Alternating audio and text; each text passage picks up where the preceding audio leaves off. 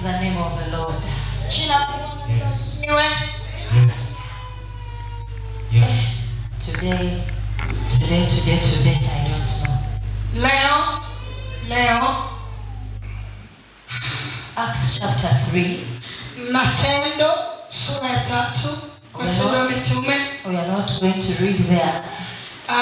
Tunakwenda kusoma pale. But when the bishop was speaking, na sisi mwanangu, lakini pale ambako askofu anaongea, God gave me that particular chapter. Mungu akanifunulia andiko hili. Silver and gold we don't have to give to God. Fedha na dhahabu tunapaswa kumtolea Bwana. We might not have the riches that we want. Tunaweza tukawa hatuna ule utajiri ambao tunauhitaji. Yes. But Bishop, you have God. Lakini askofu na Mungu. Anything else can pass. But you have something special in your life. Lakini una jambo la maana na special sana. That is going to lead you to heaven, I'm telling you. Ambalo litatupeleka katika ule umilele wetu.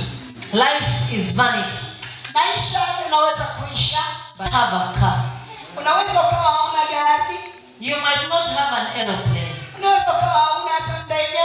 You might not have everything else unaweza kuwa hauna kile kitu chochote ambacho unatamani kuwa nacho.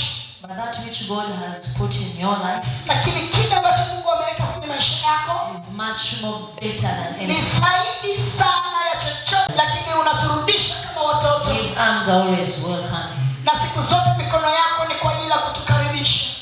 Thank you, Bishop, for that. Asante sana askofu kwa ajili ya upendo huo. May God give you life for us. Mungu akupe maisha marefu. May God give you life for us. Mungu akupe maisha marefu kwa ajili yetu. May God give you life for the Church of Christ. Dunia bado inasubiri kusikia sauti yako. From men who have God. Kwa mtu ambaye men who fear God. Ana hofu ya Mungu. In our generation. Katika kizazi chetu. God bless you. Mungu akubariki. It is a day when we celebrate the death and the resurrection of our Savior. Na ni siku ambayo tunasherehekea kufufuka kwa Yesu Kristo. Hallelujah.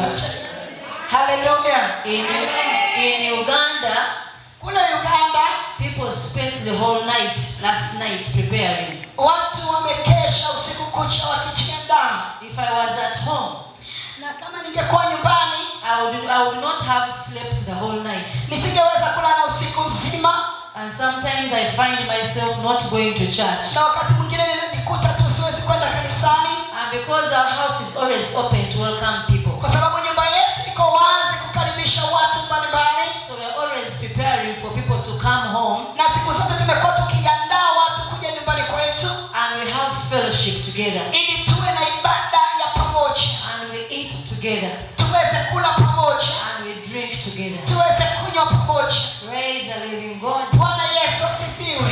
I am thinking that is why many people have not come to church. Na nafikiri hicho pia kimesababisha watu wengine hawajakuwa pamoja nasi. Every what it means. Hawaelewi kinamaanisha nini. But for you who is in Christ, lakini kwa wale walio na Kristo, you know what it means. Wanajua msalaba unamaanisha about the resurrection. Tunapozungumza swala la ufufuo, this is where salvation has meaning.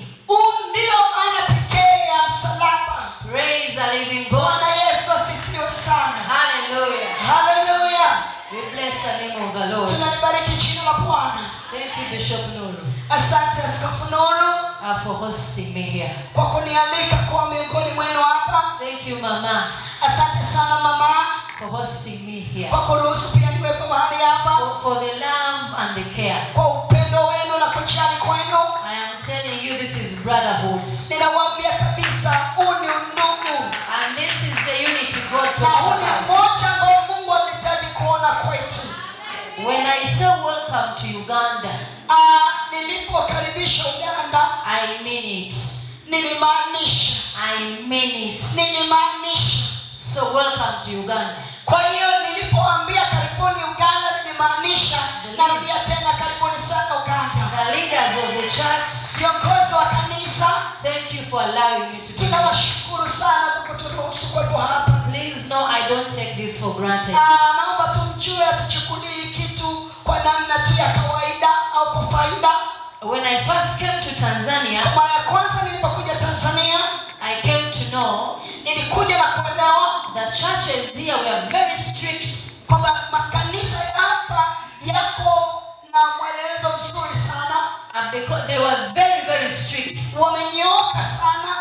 Because they had so many people coming and preaching every Sunday. Wana watu wengi kutoka mahali tofauti kuja kuhubiri kila siku. And others were preaching false doctrines. Na wanaweza kuhubiri mafundisho mapotofu. So you needed someone who knows you. Kwa unahitajika sana mtu ambaye anakufahamu. To introduce you to someone. Akutambulishe wewe kwa mtu mwingine. And Bishop Mitach has been the Na door. Askofu Mitach amekuwa mtu huyo kwangu. He has been the door for me in Dar es Salaam. Amefungua mlango kwangu kwa chini ya Dar es Salaam. I might know other pastors who are Siwezi kuwajua wachungaji wengine walioko Dar es Salaam. Because in the Bible college I met very many pastors who come from Tanzania. Kwa sababu hata kwenye chuo cha Biblia kule Uganda nimekutana na wachungaji. First door in Tanzania has been through Bishop Mitach. Lakini mtu pekee wa kwanza aliyesababisha nije Tanzania ni mtumishi wa Mungu Askofu Mitach. Do not take friendship for granted. Usichukulie urafiki kwa faida. Do not take people who are holding your hands for granted. Usiwachukulie watu walioshika mikono yako kawaida. God knows why he brings people into our lives. Mungu anajua ni kwa nini analeta watu kwenye maisha yetu. And we glorify the name of the Na Lord. tunalitukuza jina la Yesu. Hallelujah. Hallelujah. So when I'm singing it, someone can help me.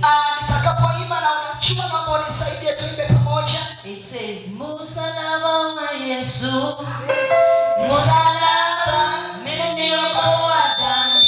Vipi? Hallelujah.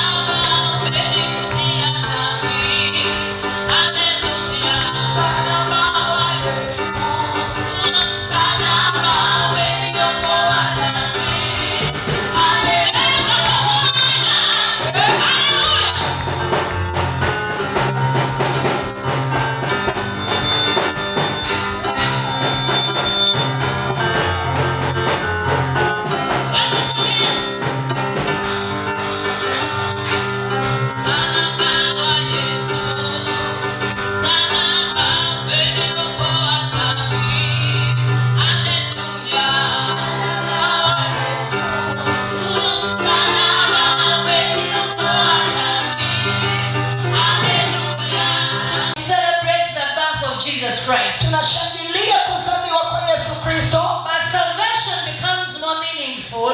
Na lakini wokovu una maana zaidi. Or we understand the importance of Jesus' coming. Tunaelewa maana ya umuhimu wa Kristo kuja. Or we understand the value attached to his coming. Tunaelewa thamani ya yeye kuja. When he goes on the cross. Kwa sababu ya kule msalaba. This is where the right journey begins for me. Na hapa ndipo safari yetu kamili inaanzia. This is where my journey begins in salvation. Katika msalaba ndiko safari yangu ya utumishi ilianza. If he had not gone on the cross, asingefia msalabani. If he had not suffered, asingekubali kuteseka. If he had not been ashamed, asingekubali kuwa na aibu. If he had not been embarrassed, asingekubali kudharauliwa. You would not be here in the wewe house. usingekuwa hapa katika nyumba ya Bwana. Praise the Lord. Na Yesu asifiwe.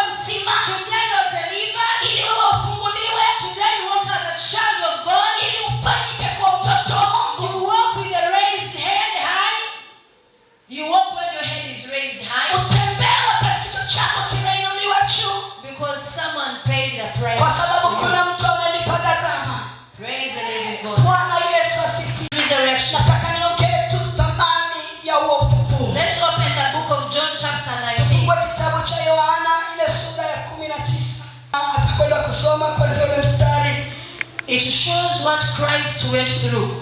Inaonyesha ni kitu gani vile ambavyo Kristo amepitia. When you read the book of John, unaposoma kitabu cha Yohana, sometimes it uses short words.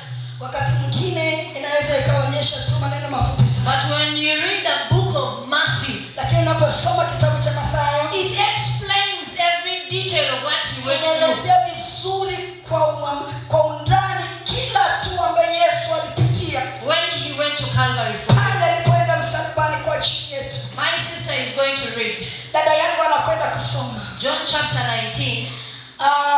Yohana sura ya 19. Verses 16 to 30. Mstari wa 16 hadi ule. Let us follow. Twende tusome. Basi ndipo alipomtia mikononi mwao ili asulubiwe. Nao wakampokea Yesu. Akatoka hali akijichukulia msalaba wake mpaka mahali paitwapo Fuvu la Kichwa, au kwa Kiebrania Golgotha, wakamsulubisha huko. Na wengine wawili pamoja naye, mmoja huko na mmoja huko, na Yesu katikati. Naye Pilato akaandika anwani, akaiweka chini ya msalaba, imeandikwa: Yesu Mnazareti, mfalme wa Wayahudi. Basi anwani hiyo walioisoma wengi katika Wayahudi, maana mahali pale aliposulubiwa Yesu palikuwa karibu na mji, na iliandikwa kwa Kiebrania na Kirumi na Kiyunani. Basi wakuu wa makuhani na Wayahudi wakamwambia Pilato, usiandike mfalme wa Wayahudi, bali ya kwamba yule aliyesema mimi ni mfalme wa Wayahudi. Pilato akajibu, niliyoandika nimeandika. Na askari walipomsulubisha Yesu, walitoa mavazi yake, wakafanya mafungu 4, kwa kila askari fungu lake na kanzu nayo. Basi kanzu ile haikushona, ilikuwa imefumwa yote pia tangu juu. Basi wakamwambia, tusipasue, lakini tuipigie kura, iwe ya nani, ili litimie andiko lile linalo, waligawanya nguo zangu na vazi langu wakalipigia kura.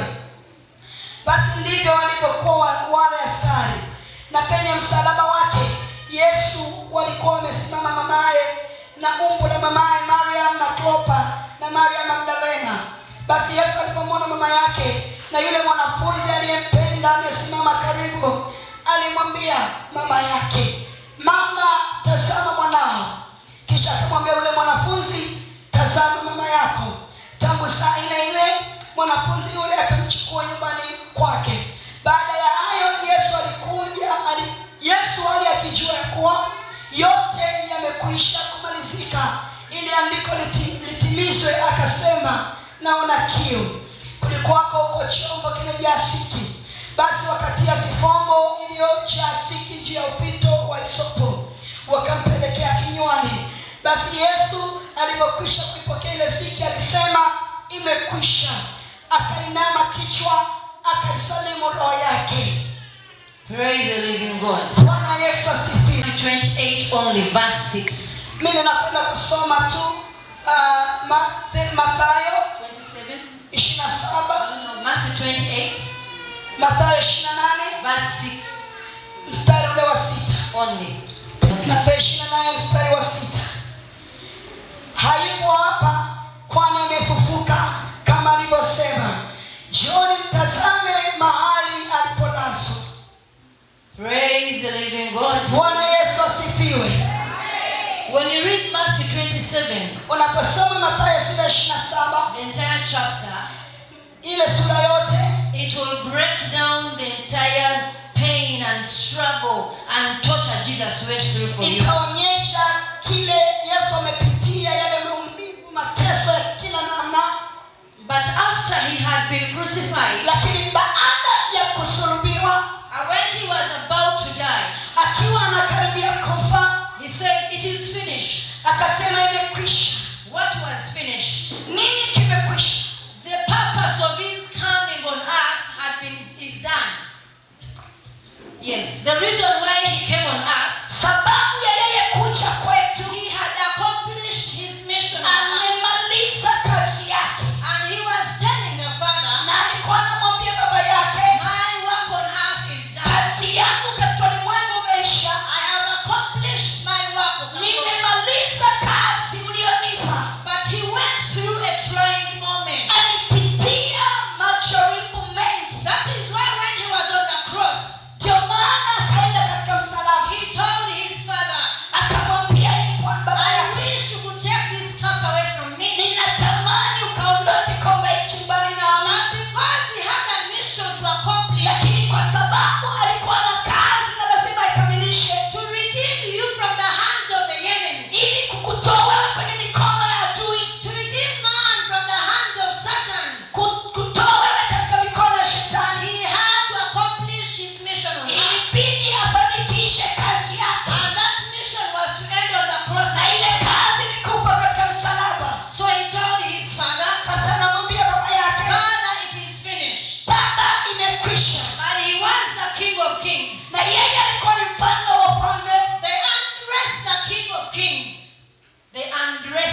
king of kings. zile nguo yale mavazi ya mfalme wa wafalme. The Bible says they shared his garments. Biblia inasema walichukua, And in the Bible we are told na Biblia inatuambia he is the chief high priest himself. yeye alikuwa mkuu. So imagine they're undressing the chief high priest. Hebu fikiria wanachukua mavazi ya mkuu. Imagine they're beating him up. Hebu fikiria wanampiga mkuu wa wakuu. Imagine they're putting on his head a crown of thorns. Fikiria hata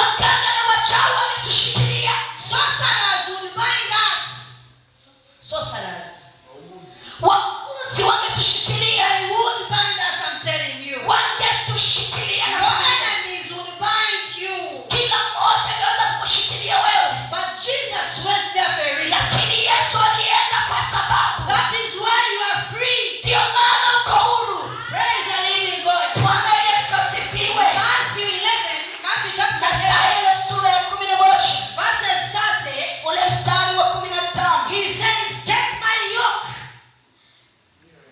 anasema nira yangu, Take my yoke. chukueni nira